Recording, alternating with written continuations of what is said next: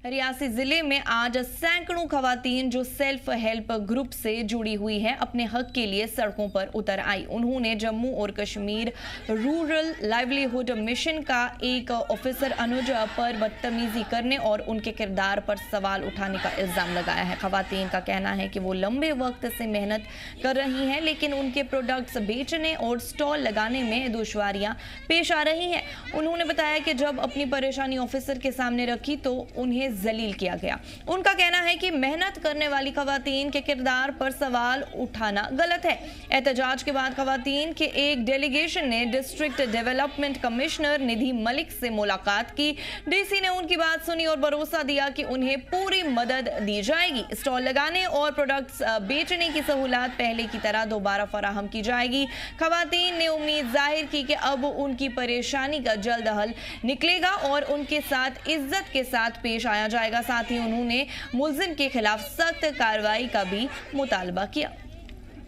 मेरे SHG members मेरे साथ आए हुए हैं। बस हमारा यही है कि हमारे जो भी अधिकारी हैं वो हमारे साथ कुछ नहीं कर रहे हैं, हमारे साथ बदतमीजी की जा रही है। हमें यहाँ तक कि हमें ये पूछा नहीं जाता कि आप लोग कर क्या रहे हो। हम लाइवलीहुड पे इतना काम कर रहे हैं, इतना काम कर रहे हैं। हमारे जैसे कि हमारे पास स्पाइसेस, पिकल्स, छाबड़ी बिना, बैंगल्स पे हम काम कर रहे हैं। कटरा में सबसे नंबर 1 पे हमारा बैंगल्स का काम जा रहा था, जूट पे हमारा काम था, कान्हा जी के वस्त्र। इतनी लेडीज़ हमारी काम करती हैं, आज उन लेडीज़ को पूछा भी नहीं जा रहा है। सिर्फ 2, 3, 4 मेंबर्स हैं जिनके साथ उनकी बात हो रही है, वो भी हमें नहीं पता किसके साथ हो रही है किसके।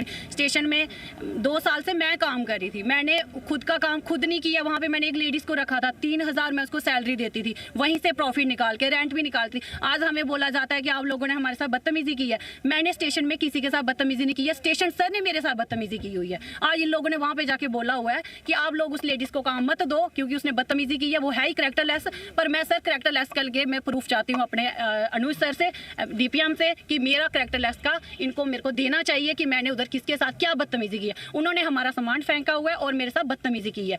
सर हमारा यहाँ आने का मोटिव था, हमारे एसएचजी मेंबर जितना भी सामान बनाते हैं, कोई हमें सेल काउंटर 1.5 साल से नहीं मिल रहा है, इनका सामान ख़राब हो रहा है।